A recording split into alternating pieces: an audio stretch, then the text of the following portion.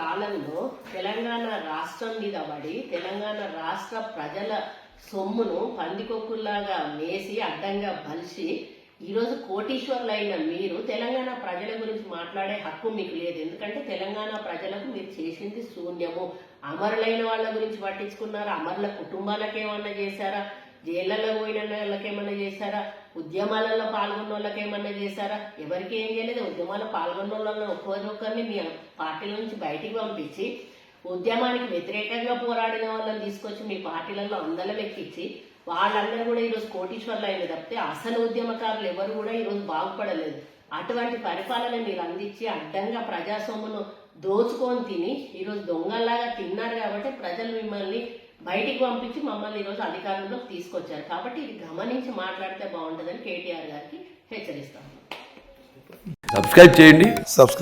Please do subscribe to.